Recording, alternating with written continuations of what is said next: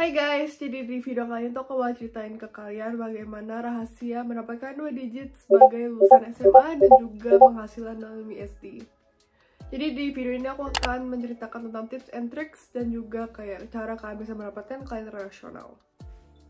Hai guys, jadi kalau misalnya kalian nggak tahu aku tuh Michelle dan aku adalah owner Arts BMD dan juga kalau misalnya kalian tahu aku mungkin dari TikTok juga. Jadi pengalaman aku sendiri sebagai fresh graphic designer tuh sebenarnya udah kira-kira 7 tahun. Pertama kali aku pengen Adobe Illustrator pas aku lulus SMP, yaitu pas pertama kali duduk di bangku SMA kelas 1 atau misalnya kalian bilang kelas 10. Nah, pertama kali tuh aku benar-benar pegang klien itu adalah pas masa-masa pandemi, yaitu pas masa-masa COVID. Jadi sebenarnya pas COVID tuh kalau misalnya kalian sadar tuh beberapa small business dan juga kayak small business owners tuh pada kayak berkembang gitu kan, karena ya masa-masa pandemi orang-orang cuma bisa jualan tuh online. Tapi di sini tuh aku melihat kesempatan karena aku juga bikin kayak Adobe Illustrator tutorials di TikTok dan di sana tuh sebenarnya mendatangkan aku klien. Menurut aku tuh dulu mungkin aku agak gila ya kalau bisa dibilang ya, aku kayak bisa nerima kayak 4-5 klien ataupun bisa sampai 6 klien sehari. Dan juga aku tuh dulu sistemnya tuh yang kayak ya pokoknya kalau misalnya aku kerjain hari itu ya harus keluar hari itu. Jadi secara langsung ya sebagai orang yang gabut pas masa pandemi, aku tuh kayak kerja 5-6 klien sehari, dan itu tuh kayak dari Senin sampai Sabtu karena aku kayak bosen banget kan at the time. Kalau misalnya aku ngeliat balik tuh kayak aku ngerasa kayak dulu tuh aku bisa mengerjakan kayak ya lebih maksimal gitu loh, karena aku ngerasa ya karya-karya aku masa lalu tuh aku ngerasa kayak kurang maksimal dan kayak aku tuh kerjanya kayak agak ngasal-ngasalan sih, to be honest ya. Nah, mungkin buat kalian-kalian yang berpikir kalau misalnya dulu Arts BMD tuh harganya berapa, jujur dulu tuh Arts BMD harganya tuh murah banget karena aku ngerasa kayak aku tuh bosan banget to the point yang kayak aku tuh juga dulu mungkin karena pertama kali freelance graphic designer, jadi kayak aku tuh nggak ngerti cara nentuin harga. Aku tuh nggak ngerti di saat itu tuh kayak orang-orang sebenarnya butuh apa, karena yang bakal datang ke aku tuh small business kan, jadi aku mikir juga kayak enggak, aku juga bosan dan maksudnya aku kayak buat kayak ngabisin waktu aja tuh selama corona. Dulu aku pertama kali nerima desain logo itu hanya dengan harga 200.000 ataupun 150.000. Tapi sekarang tuh harga itu udah sama sekali lipat dan juga kayak ya bisa dibilang tuh mendapatkan penghasilan seperti ini tuh dalam USD. Jadi kalau misalnya kalian mikir apa ya, perjalanan Arts BMD tuh lumayan udah 3 tahun sih buat bisa mungkin di harga sekarang, dan juga aku ngerasa kalau misalnya aku tuh bisa ningkatin kualitas aku juga sampai segininya tuh mungkin membutuhkan waktu yang lama, dan juga mungkin karena aku udah biasa pegang klien di masa lalu, aku tuh ngerasa kalau misalnya value desain aku tuh sebenarnya harganya tuh lebih dari itu. Jadi aku tuh mungkin dulu ngeliat kayak, oh aku pengen punya dapat klien banyak nih, cuman aku harusnya dulu mikir kalau misalnya aku lebih tingkatin kualitas dibandingin quantity. Jadi aku tuh sekarang biasanya tuh nerima 3-4 klien sebulan, dan dalam kurun waktu biasanya tuh aku per project itu bisa ada yang 1-3 minggu, ada yang 1-6 minggu. Jadi singkat cerita bagaimana Arts BMD tuh bisa naikin harga yang tadinya 200.000 tuh bisa menjadi sekarang 100 kali lipat, dan juga bisa mendapatkan klien-klien internasional. Jadi aku akan ceritain sedikit tips and tricks juga dalam menemukan klien yang tepat dan juga untuk kayak bisa menghasilkan hasil yang lebih baik. Jadi sedikit backstory, aku tuh sendiri pertama kali terima gaji USD itu pas November 2022. Jadi itu pertama kali Instagram aku tuh naik yang Arts BMD sekarang. Sebagai seorang freelance graphic designer, sebenarnya income kalian tuh per minggu itu tuh nggak menentukan, kayak nggak konsisten gitu loh. Sebagai seorang freelance tuh ya, kalau misalnya kalian mendapatkan klien tiap bulan, itu tuh nggak menentukan gitu sih sebenarnya. Jadi sebagai seorang freelance tuh juga kayak sebenarnya gaji kalian tuh gak konsisten gitu sih kalian tiap bulan, dan aku juga pernah merasakan itu.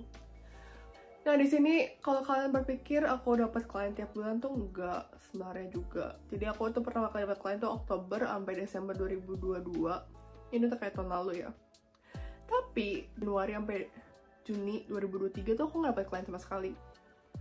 Nah in the meantime pas ngedapat klien tuh apa yang harus dilakukan? Aku tuh mikir, aku tuh salah di mana, kenapa aku tuh nggak dapet klien, padahal kayak aku tuh ngepost di IG tuh secara konsisten. Apa yang aku belajar itu adalah followers kalian di Instagram itu tidak menentukan bahwa kalian akan mendapatkan klien.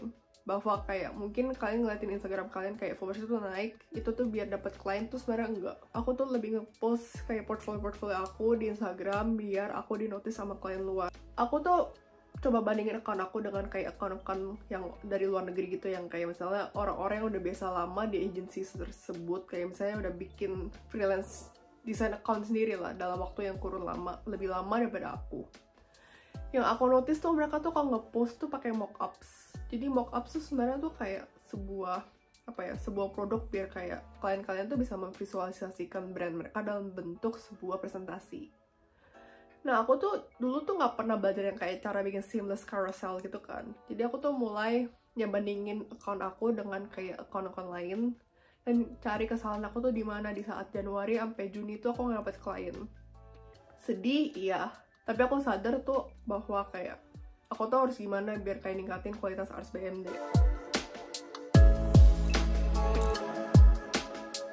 Pertama yang aku lakuin itu aku rebranding Ars BMD. Jadi aku tuh mikir kalau misalnya dulu kan aku tuh pakai 2 color palette doang, yaitu yang warna nude sama warna merah. Nah di sana tuh aku ngerasa kalau misalnya tuh beberapa warna tuh aku nggak gitu bisa mainin gitu loh, dan kayak nggak gitu bisa kayak agak lebih di notice sama orang.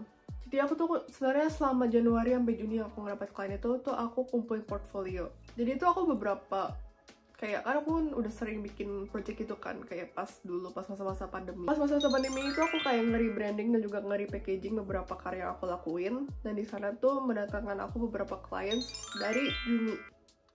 Jadi dari titik Juni 2023 tahun ini klien tuh datang ke aku, dan juga itu konsisten tiap bulan ada 3-4 klien datang ke aku ataupun bisa 5.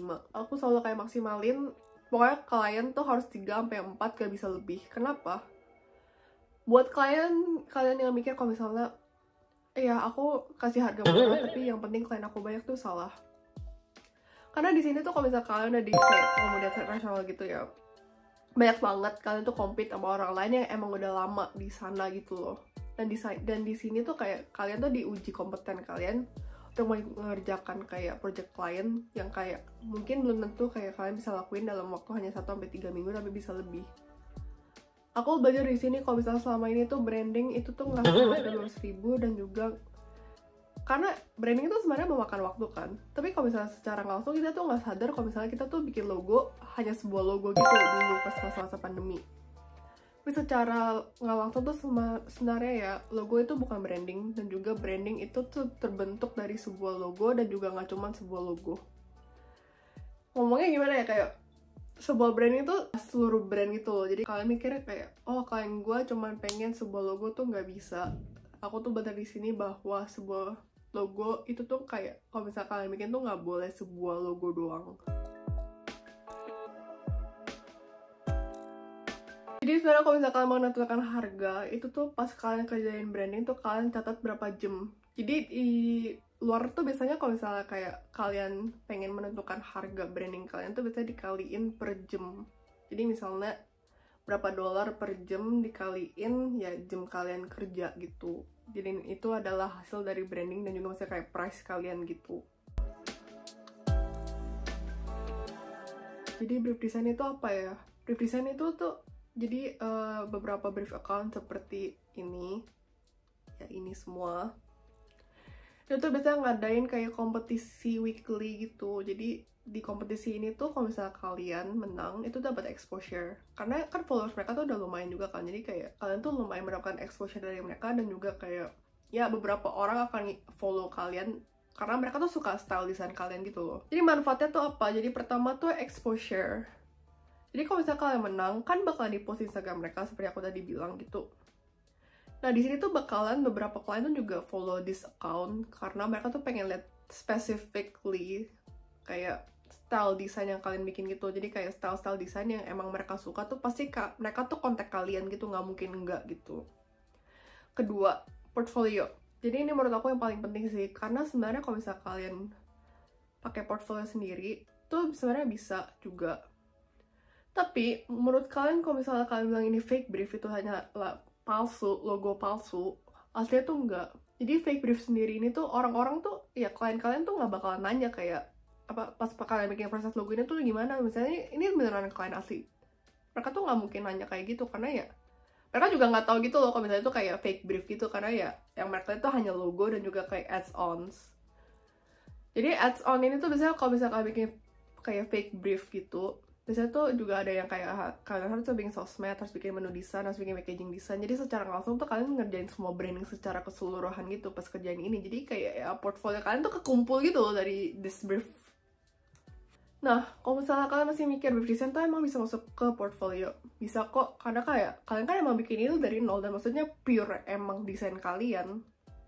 Yang ketiga itu latihan. Jadi karena kalian tuh dipaksa ngerjain logo dan juga kayak mock up dan juga maksudnya packaging or like add-ons buat this brief design, karena kadang tuh di brief itu kayak ada tulisan yang kayak harus packaging design or like ya add-on gitu, kayak terserah kalian telanya ya, tapi kayak yang wajib tuh ada ditulis beberapa, kadang ada 2 atau 3 gitu. Nah, kalian kan dipaksa buat ngerjain logo tuh dalam waktu kurun 1 minggu kurang. Ya, 1 minggu lah kira-kira. Nah, di sini tuh dari awal kalian bikin exploration, dari awal kalian nentuin mood board dari logo kalian, itu tuh, nah kalau misalnya kalian mikir, oh nanti aku tuh bakalan kalah, ya nggak apa-apa sebenarnya, kayak ini tuh cuma buat tambahan aja gitu. Aku juga kayak sering kerjain brief desain ginian tuh kalau misalnya aku lagi bosan atau misalnya aku lagi kayak pengen try something new gitu loh, karena kayak kalau misalnya di brief design ini kan nggak ada brief dari klien gitu kan, jadi kayak secara nggak langsung tuh sebenarnya kreativitas kalian sendiri tuh diuji di sini. Kalau misalnya kalian udah biasa kerjain brief design, kan kalian tuh jadi udah bisa kayak nentuin berapa lama nih kalian tuh kerjain this project tuh berapa lama. Jadi kayak kalian tuh bisa juga ngaturin kayak project klien, antar klien tuh kayak bisa berapa lama gitu. Ini biasanya tuh pengerjaan logo itu berapa lama. Pengerjaan logo aku tuh biasanya bisa ada yang 1-6 minggu. Jadi pengerjaan logo sendiri tuh bukan semata-mata oh sehari tuh jadi tuh enggak. Itu banyak banget orang salah di sini, karena menurut aku kayak orang-orang tuh ngira ya kerjaan logo tuh logo doang, tapi sebenarnya tuh logo tuh terdiri dari kayak secondary logo, alternative logo, dan juga kayak branding guideline dan juga yang lain-lainnya. Ini banyak banget kalian nanya ke aku tips and tricks dapet klien.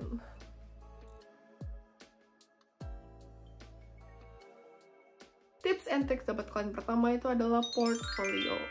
Jadi kalau kalian berharap mendapatkan klien tapi kayak kalian tuh nggak ada portfolio sama sekali, ya gimana orang bakalan tahu cara lu ngedesain atau ya kayak your design style gitu loh. Dengan portfolio tuh kalian juga akan mengetahui style desain kalian, dan juga kalau misalnya sesuai dengan what they imagine for their own brand, mereka tuh pasti kontak kalian. Jadi secara langsung tuh pemikirannya adalah apakah kamu desainer yang dicari oleh kalian, kayak pick your designer gitulah contohnya ya. Kedua tuh post portfolio kalian. Menurut aku tuh emang ada platform-platform freelance lain, cuman kadang tuh beberapa tuh kena komisi, like kena biaya gitu loh, kayak beberapa percentage dari project kalian tuh masuknya ke aplikasi tersebut.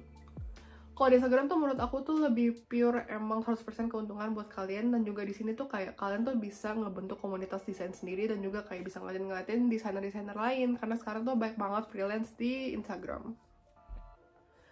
Juga jangan lupa kalau misalnya kalian mau nge-post portfolio kalian ini adalah dalam bentuk mockup, seperti aku udah bilang dari awal dan juga sampai akhir. Karena kalau misalnya kalian nggak nge-post dalam bentuk mockup tuh kayak somehow ya, sebenarnya menurut aku kayak kalian tuh pengen visualisasikan brand kalian dalam bentuk apa emang? Cuma posting doang kayak logo gitu doang tuh enggak. Jadi menurut aku kayak kalau misalnya kalian pengen nge-post di Instagram tuh jangan lupa buat pakai mockup.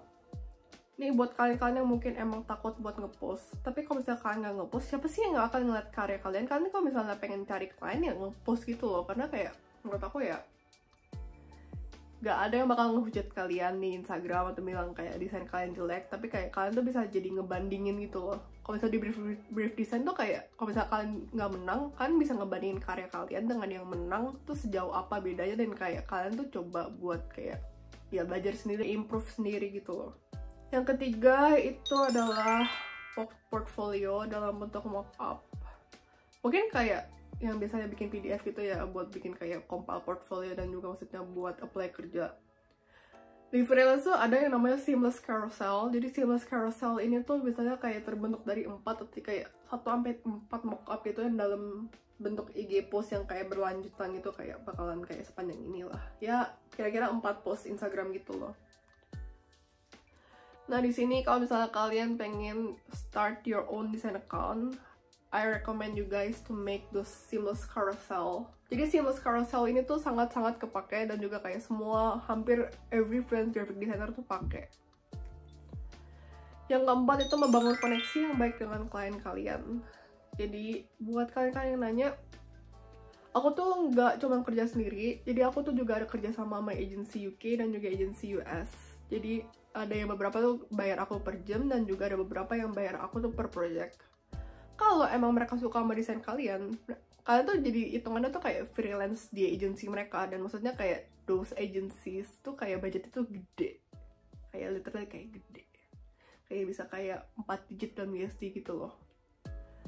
Nah, menurut aku, kalau misalnya kalian masih takut buat mencoba dan bisa masuk ke dunia graphic design, menurut aku sih nggak ada salahnya nyoba ya, karena Arts by MD tuh bisa di titik seperti ini yang dulunya aku cuma nerima klien 200.000, bisa sekarang udah 10 kali lipat harga logo aku, dan maksudnya masih jalan sampai sekarang. Emang butuh perjuangan, tapi menurut aku tuh the only quote that I have tuh ya start posting. Karena kalau misalnya aku dulu nggak pernah ngepost lagi, aku tuh nggak bakalan tahu kalau misalnya Arts by MD tuh bisa sejauh ini.